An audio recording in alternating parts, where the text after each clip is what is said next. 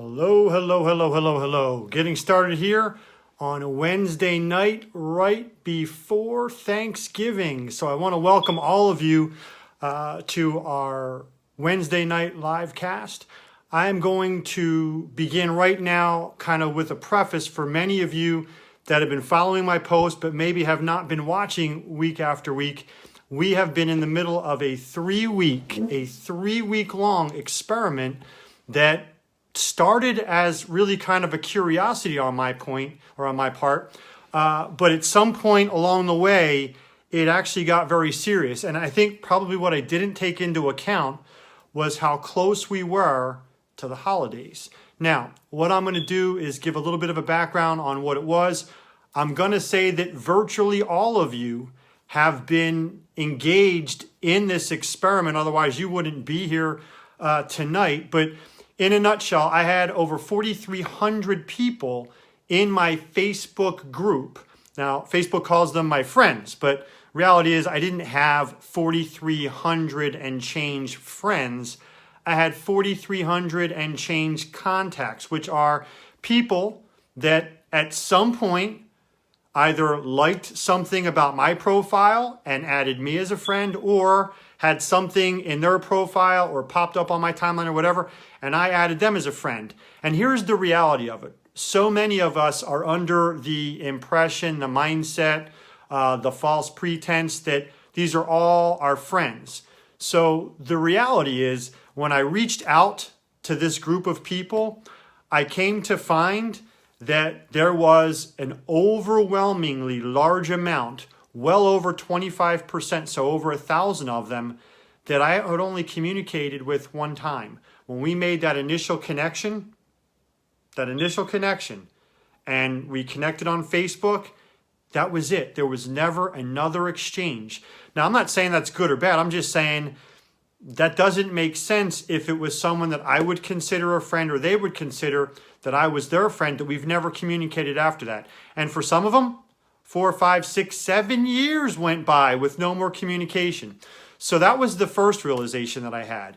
The second was there were people that I actually did have some form of a friendship or a relationship with, but at some point it stopped as far as communication, whether it was in 2016, 2015, 14, 13, 12. So there was dialogue, there was exchange because of either an event or whatever, and then it kind of disappeared. So it's, again, not good or bad on any level, but what it is, and this is very important, what it is a lack of engagement or relationship dialogue.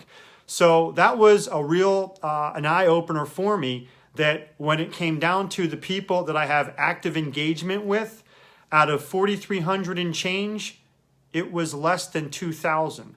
So we'll just call it 2,000 to keep the numbers round. So 50% of the people in my friends, group or Facebook group of friends and family, 50%, I hadn't had any engagement for over a year, many of them 2, 3, 4 years, and a good 1,000 of them literally never at all after that initial engagement. So I'm going to pause there for a second and ask if anyone finds that to be surprising.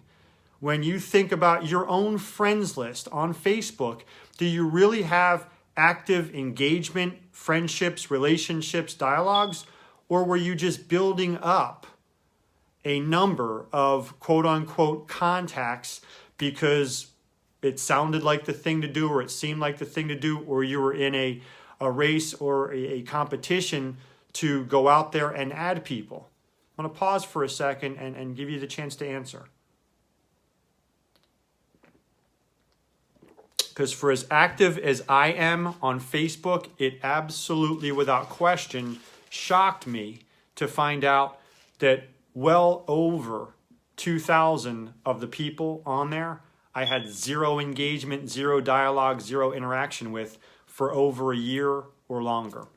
Now, the reason that I engaged in this experiment in the first place was for the past couple of years, but more importantly, over the last, we'll call it 6 months to a year, I noticed an overwhelming amount of negativity on my timeline. Now, my timeline is a little bit different than the average one because number one, I don't cut people out unless they do something, really heinous.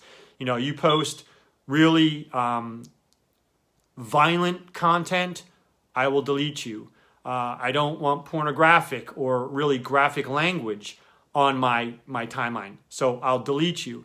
But the reality is I chose to keep a very diverse group of friends and people on my timeline because I'm not closed off. I'm not closed-minded. One of the biggest challenges for most people is they choose to surround themselves only with people that think exactly like them. Now, if you do that, it's comfortable, but you're not growing and you're not learning. In fact, you're stunting your growth because if you surround yourself only with people that think exactly like you, how do you learn anything new? So I'm the exact opposite. I welcome people from every background, every diversity. My rule is do no harm to others. So when I look at my Facebook community, it is, let's think of all the different ways people can seem to be segregated or divided. So male, female, obviously, African American, European American, which is a term for Caucasian, Hispanic, Asian American,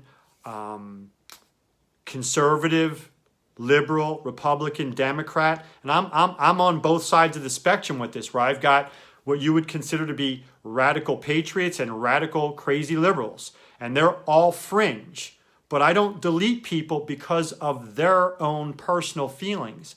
So when I say this, I have a very diverse group, and on purpose, I wanted to get feedback from a very diverse group. I didn't want to have, just a simple little segment of society that all thought alike. Now, here's the reality of it. Everybody was angry. When I say everybody, the overwhelming content that was flowing was negative. What I come to realize is it wasn't the majority of people being negative. It was a much smaller minority, but guess what? They were very active and very vocal. So we've heard the term before, the silent majority. That was a guaranteed proof from this experiment that when I reached out to people one-on-one with my message, and every one of you should have gotten this message. If you didn't get it, then something just went sideways as far as Facebook Messenger. But I reached out saying hello, asking if you still see my posts, because for the majority of you, we haven't had interaction in a while. So I asked if you still see my posts. I mentioned that I was doing a little bit of an experiment because of the overwhelming negativity out there. And my experiment was to ask each person to simply name anything that they saw positive in today's society amongst all of the craziness. And I really wanted to get honest feedback. Now, here's the great thing. There was a large portion, we're going to call it about 25%, because of the 4,300 and change, almost 1,300 was 1,253 or 1,254 that never responded. And when I say never responded, the bulk of them never saw my message, which means they don't even check Messenger. They may not even be on Messenger. They might not have it on their phone, and they may not check it on their computer, whatever it is, didn't even see my message. So that was fine because, hey, you can't respond to me if you don't even know I sent a message. The other segment, which was a smaller segment of that, we'll call it 1,300, they saw it, chose not to respond. So again, no harm, no foul. I don't take it personally. But that was the group that didn't respond. Now, we're going to say of the 3,000 that did respond, this was the amazing statistic. 57. 57 took the time to send me something negative.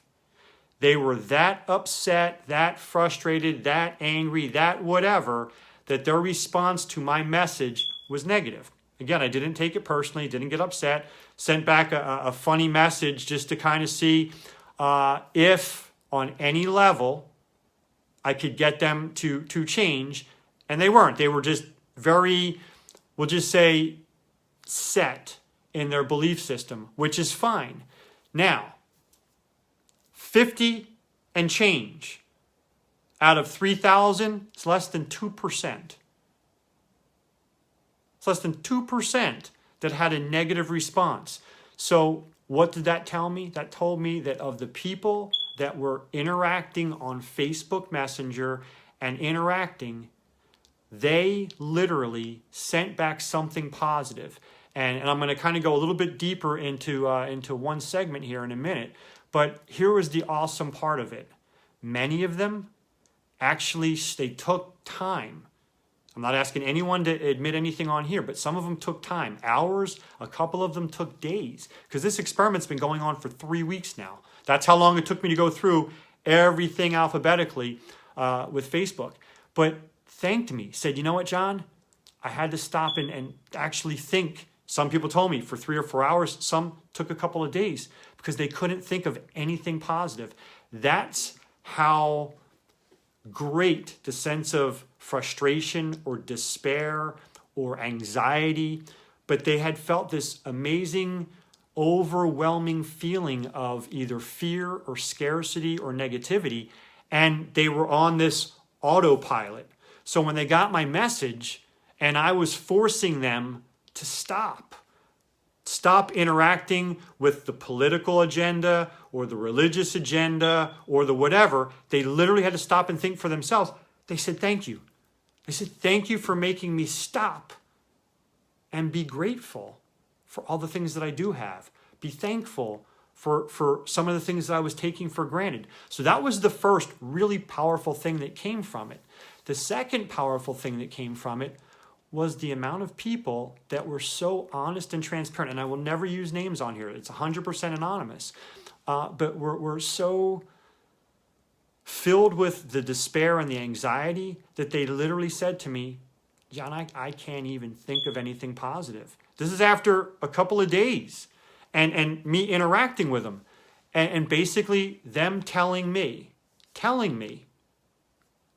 I don't have anything to be positive about. Like they were in effect telling me I'm walking the ledge every day trying to find a reason to jump or trying to find a reason to step off the curb in front of a bus. And it broke my heart. And I'll be honest with you, those were the people that I am glad that I got the chance to interact with. But the reality is I was not prepared for such a large segment of this group, of this community, to be that close to the edge. And when I tell you that many of them, high functioning, you would never know. So I'm not talking about people that are broke or homeless or bankrupt or just desperate. They appear in their Facebook posts that everything is okay. So there's a lesson I'm going to share with you. We've all seen the little posts and the little messages. You know, don't compare yourself to other people. Here's what I've come to know, not to guess at, not to realize, but to actually know, to be factual, that the majority of people out there, they're struggling silently. They are literally drowning in silence alone. And some of them are married with kids. So when I say alone, I'm not talking about people that are single and desperate and lonely. These are people that have families, that have jobs, that have homes, and that are posting vacation pictures and anniversary and birth. Like everything on the outside looks perfect. And for whatever reason, I have no idea, they chose to be really transparent with me on Facebook Messenger. And that's why I'll always honor and respect that anonymity. I'm not talking in specifics with anybody or about anybody. But the reality is I had no idea. So I'm talking about hundreds out of the 3,000 people that responded, there were hundreds, well over 300. So we're talking 10%, more than 10%, basically admitted to me every day I'm finding a tiny little reason to keep going forward, and it's getting harder and harder every day. So here's my message. Number one, don't compare yourself to anyone else, because here's what I will tell you. On Facebook, the pictures that are posted, the stories that are shared, that's the highlight reel. That's the highlight reel. That's not the day-to-day reality TV show. That's not the putting in the hard work and making the effort. That's the highlight reel. They're showing the world only a tiny little piece that they're willing to share, and they're hiding the rest. So if you are right now on any level, frustrated, anxious, depressed, whatever, and you're comparing yourself to other people, stop. Stop. Don't ever, ever close your eyes and say, I wish I had their life. Because you know what? You might just get that wish and find out that they are worse off in depression and anxiety than you could ever hope to be. So what I'm asking you right now is don't compare yourself to anyone else. Ever. Ever. There's no need to. Don't compare yourself. In addition to not comparing yourself to anyone else, don't put expectations on anyone else. I found these two things from all the interaction and dialogue that I was having. These are the two things that have caused the greatest amount of stress, the greatest amount of depression and frustration and anxiety and overwhelm, is that number one, they're feeling inadequate because they're comparing themselves to something that's unrealistic, even though it looks real on Facebook. And they're setting unrealistic expectations for other people in their lives. Now, this is going to sound harsh. I don't want it to come out wrong. I don't want it to come out harsh. Again, this is never an indictment or a judgment. I'm just trying right now to, on a mass scale, share some insight that I gained over the last 3 weeks in one-on-one dialogues. So here it is.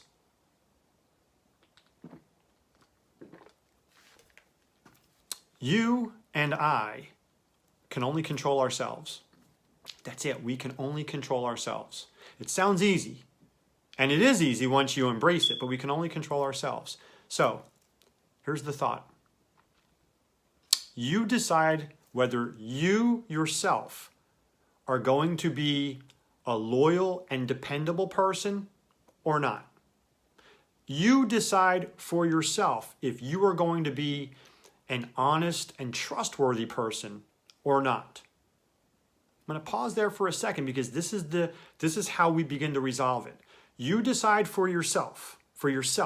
Am I going to be a loyal and dependable person that others can count on, or am I not going to be? Am I going to be an honest and trustworthy person that others can count on, or am I not going to be? That's your decision right there. That's it. That's what you control. Now, here's the rough part. If you're choosing that you're going to be, loyal and dependable and honest and trustworthy, then here's the harsh reality. You're going to have to make peace with, you're going to have to accept that many other people are not going to be. That many other people are going to, on any level, fall short of being dependable, being loyal, being honest, being trustworthy. Doesn't make them bad people, but I'm asking you, if you're choosing to be loyal, dependable, honest, and trustworthy, that you cannot expect everyone else to make that same choice. Now, if you expect others to make that same choice, and by the way, I fall victim to this as well. I've been just as guilty of this expectation in my head of other people. And the only thing I can say to you is that in my transformation and my evolution, I am less triggered when it happens because I'm less shocked. I've managed to minimize the collateral damage. And I'm calling it collateral damage because we're allowing someone else to affect us. We're allowing someone else's decision-making to affect us.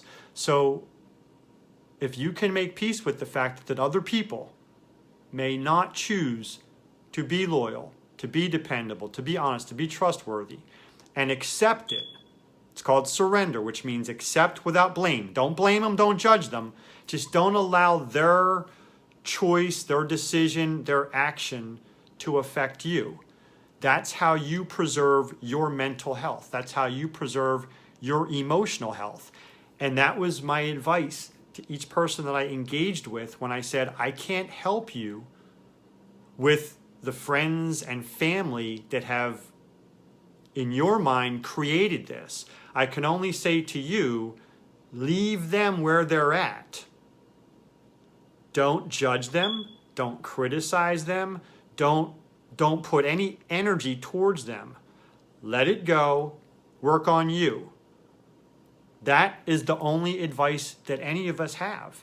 Now, how do we create a better environment? Well, here's what I'm going to share with you. Because I've now realized factually how many people are out there struggling, like literally on the edge, waiting to snap, little ticking time bombs. Here's my advice. In fact, I'm not even going to say it's my advice. This was said to me by one of the people. And I'm going to cover this again in another video because I don't want to go too long. I want to try to wrap this in another 5 minutes or so. One of the things that shocked me was this was a guy in his late 30s, successful, six-figure earner, family, wife, kids, and again, on every level, I'm looking at this saying that's somebody that's got their act together and their life in order. And when we began the dialogue and I started to learn more as he was willing to peel back the layers, he said to me, I have not felt loved or appreciated in so long I can't remember. I couldn't understand it. I kept saying, what do you mean? Like, I'm trying to understand where you're coming from. He said, it's all fake. I couldn't believe it. I said, brother, man, you know, I love you. You're loved. He couldn't even accept it from me. He became so conditioned that he couldn't even appreciate the words. And I don't know if it was the stigma that like a guy can't say that or accept that from another guy, or that he was just so hurt and injured and damaged from the years of in his words, neglect, that I don't know what to say. But what I can tell you is it is our job, if we're going to do our part to try to bring some positive energy, here's what I'm going to tell you. Don't judge anybody, anytime, anywhere. Whatever they're going through, I don't care what it is, I don't care what happens. Here's our challenge. Because again, we can only control ourselves. Here's our challenge. Our challenge is not to react. Now, it's not easy. I'm not telling you I'm perfect at. Trust me. There are people out there that still trigger me. And I have to just, you know what? Process, leave them where they're at, try to go where I need to go, and not get sucked into it. It's easy to get sucked into it, but it's just as easy to process out of it. But the point I'm trying to make is, whatever somebody's going through, show them love. Hold the door for a stranger. Make eye contact. Smile and say hello to a stranger. Because here's what I'm realizing. These people are walking around amongst us all day, every day, and we don't know it. And they literally might only have interaction with you. You saying hello, I hope you're having a great day, hold the door for someone and say, hey, have a great day. That may be the only positive interaction they have all day. That's scary. It's sad. It's depressing. But you know what? It's also real. So we don't have to go out there and make these grand gestures. We just have to be decent human beings. And if we can all just become decent human beings, we might just be able to tip the scale. And so I was going to go out and list all the really cool stuff that people are doing to bring that positive energy, but I wanted to instead make it really, really basic and simple. Meaning, like, one of the cool things was, you know, a whole bunch, you know, a good solid 50, maybe closer to 100 women said that they make a point when they go out, if they're anywhere near like a Goodwill, they will go pick up for $1 used purses, used handbags or purses or pocketbooks. And then what they do is they'll go to a Walmart or a Target and in bulk buy tissues, wet wipes, hand sanitizer, basic little things like that. And they will make little care packages. And when they go out, they'll put 2 or 3 of them in their car. And if they see a woman who looks like she's for whatever reason, down on her luck or whatever, they will hand that to her. And it'll have a bottle of water in it. And it'll have a little thing of tissues. And it'll have a little thing of wet wipes. It'll have a little thing of hand sanitizer. And some of them even said, I'll put a little inexpensive lipstick in there. And I thought to myself, wow, you know, a guy would not think of that. But for a woman, it made perfect sense that if they're not feeling pretty or if they're not feeling special, it's going to affect every aspect of their lives. Another simple one, and I don't want to sound sexist, but I got way more positive response from women than I did men as far as what they're personally doing. I had a whole bunch of moms say that they actively pack the lunch for their children with 2 extra sandwiches, with 2 extra apples, with 2 extra whatever they're giving to their own child, and teaching their child that at school, share this with 2 other children. How awesome is that these moms are actually teaching their little kids, 1st, 2nd, 3rd grade, whatever grade they're in, that you're not getting 3 peanut butter and jelly sandwiches, you're getting 1, but share the other 2 with a little kid that might not have a full lunch or any lunch at all.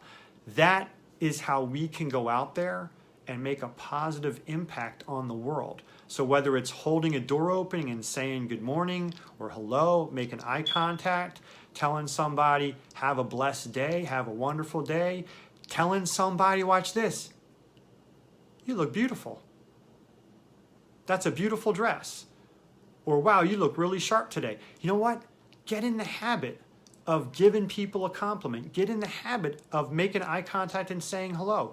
Get in the habit of holding a door open. Get in the habit of asking somebody, how's your day going? Try to think of something you can compliment them on. That little positive impact, from what I was told these last couple of weeks, would do wonders for the people walking around feeling isolated and alone. Shocked me. Completely, on every level, shocked me. But you know what? It was really cool. So again, I don't want to talk your ears off tonight. I'm going to go ahead and wrap it here because it's after 9 o'clock already. But what I would love to do is pick this up again next Wednesday and talk a little bit more about it. But my request from each and every one of you is to engage in this video. Share it. You know, I'll end by saying the powerful impact that I am so grateful that we had these last couple of weeks is way over 100 other people now decided to do exactly what I'm doing, which is they thought, wow, this is cool. John, what an awesome idea. I'm going to do the same thing with my friends. And I promise you, I don't think I'm anything special. I promise you, I know that I'm no better and in many areas way a work in progress compared to many of you. But I had this idea just because I didn't like all the negativity. And I thought, what can I do? And what I wasn't willing to do was abandon people. So many people said to me, I just ignore the negativity. I delete them. Well, that's not helping serve the greater good, because the people that are negative are the ones that need our love and support and our caring and our attention more than anyone else. And if they choose to reject it, it's on them. But if we choose to ignore them, then how do we look in the mirror saying we're doing the best we can, or we're being the very best version of ourselves, or we're trying to serve the greater good of humanity? And that's all I'm doing right now. I'm saying I want to see what I can do, what little impact I can have on the greater good. And that's my invitation to each and every one of you. So tomorrow is Thanksgiving. If you can wake up every day grateful for the things that you do have. And by the way, one of the cool responses I got from somebody was this: John, I wake up grateful and thankful every day for the things I have. Now, here's what they said to me as a reminder. I'll put it out there with each and every one of you. How would you feel if tomorrow the only things that you had left were the things that you were actually grateful for today? Let that process a little bit. What if you only retained the things that you were truly grateful for today?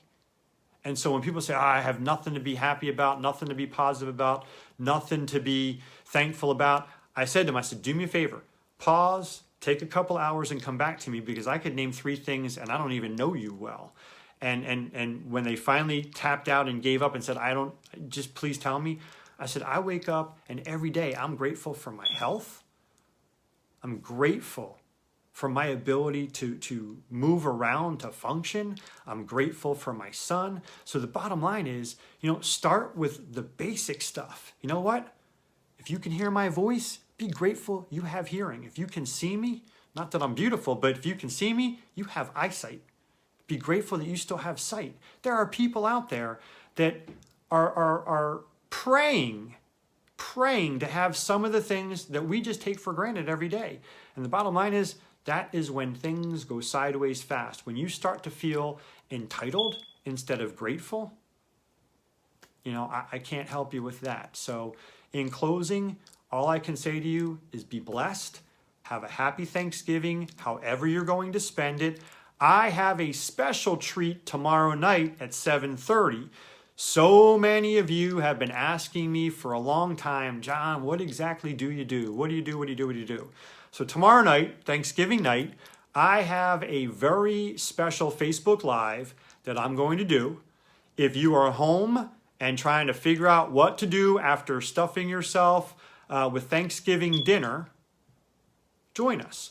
If you're out doing your Black Friday discount hunting and you're sitting around bored, tune in. It's going to be 7:30 p.m.